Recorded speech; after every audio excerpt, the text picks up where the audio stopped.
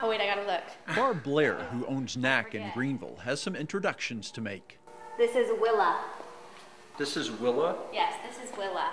Barb takes used furniture, adds her own artistic touch, and gives it new life. She also names each piece that she transforms. Sometimes it's the crazier sounding, the better for me.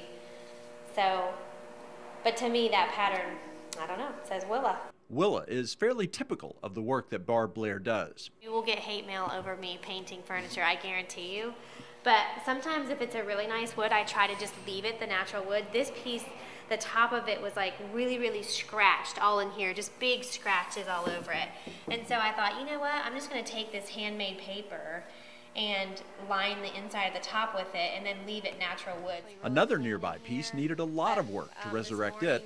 There were army badges stuck in here with gunk and pennies stuck in junk, and there was just so much stuff in here, and I had to take a chisel and just get everything off. In addition to that, the veneer top was broken, as were two of the legs. This leg down here was completely returned. It was missing half of the entire leg. This leg on the other side was like completely shattered. What once was undoubtedly headed for the trash pile is now beautiful and useful. And then I always paint the back, and I always put my sticker on, my stamp on there. This piece also has a new name, Aziel. I want the oldest, like grandma sounding name I can find, and I like it because it's like grandma's got a whole new attitude now, you know, with the pieces and they're redoing. But I just love the older names because I feel like it captures the character of the pieces as well. Furniture comes to Barb oftentimes homeless and seemingly hopeless. She makes it all better, dresses it up, and sends it back out into the world with a new name and a new purpose. It does take time for that to happen. This piece doesn't have a name because it's a couch, and I haven't done anything to it yet except bring it in here, but I guess I should name it. The couch was a friend's whose husband didn't care for it. Barb, however, sees potential. That's what I would love about this one, is that this would be totally vintage and retro, and then you would add some modern flair with painting the wood in part like a high gloss. Over the past several years, numerous pieces of furniture have been taken from being outcast to commanding attention as the most interesting feature in the room. My whole goal and purpose is to take something that's been cast off, something that has been forgotten, and turn it into something that is relevant and fresh and unforgettable. There's something that always stands out about these pieces of furniture, whether it be the legs, whether it be the carving in the detail, whether it be even knobs, faces can appear out of things with knobs, and not in a weird way, but just furniture has a personality.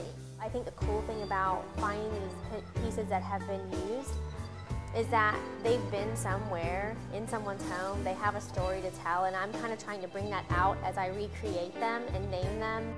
Most people will look at an old neglected table or chair and figure it's time for something new. Barb Blair views that same furniture in a totally different light. When I see a piece, a design plan automatically starts to form in my head of what it's going to be. Barb got to this point for two reasons. She was looking for some line of work that would be flexible enough so that she could care for her two children. At about that same time, the family moved into a new home. It just kind of happened naturally because we moved into a house about 10 years ago that was built in the 70s, and there were kitchen cabinets that were just dark brown wood, and you know, we can't have dark brown wood. We couldn't afford to tear out all the cabinets and put in everything brand new, and so I said, well, I'm going to paint them, and that was kind of the beginning for me. I fell in love with the transformation process.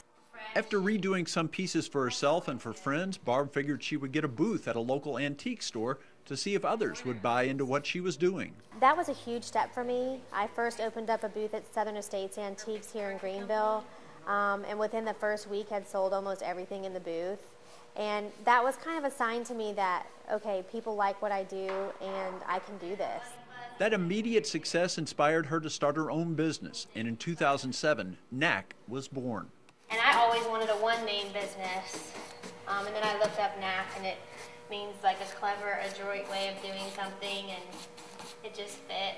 Knack has flourished, more so than Barb could have ever imagined. It's been really good to me. I feel like things are just kind of starting to really blow wide open. She has used social media and seized the opportunity to show her work and talk about the business on a New York-based website called Design Sponge. And because of all of the online attention that I've gotten, it has really, really grown my business. It's all resulted in her abilities being recognized far from her home base in Greenville. She sells pieces to customers all over the country. And for my clients in San Francisco and Seattle and New York, you know, to email me and just tell me how great the piece looks in their home and how happy it makes them. To me, that's all I need. Just this month, even more people are seeing her work and learning about Barb Blair's talents. Southern Living just shot here last month. It'll be in the February. I'll have some pieces in the February issue. That spread featured this and several other pieces. Barb is also set to publish her own book in 2012. It will be similar to the design books that others have produced that she has always loved so much. They haven't given me a title yet. Right now they're just calling it Before and After Furniture Refinishing, but they say the name will change 10 times before we actually publish. Knack and Barb have prospered, but there are always more pieces to transform and plenty of ideas about taking the concept even farther. Of course, I would love to design my own furniture someday. There's a lot that can happen. So we'll see.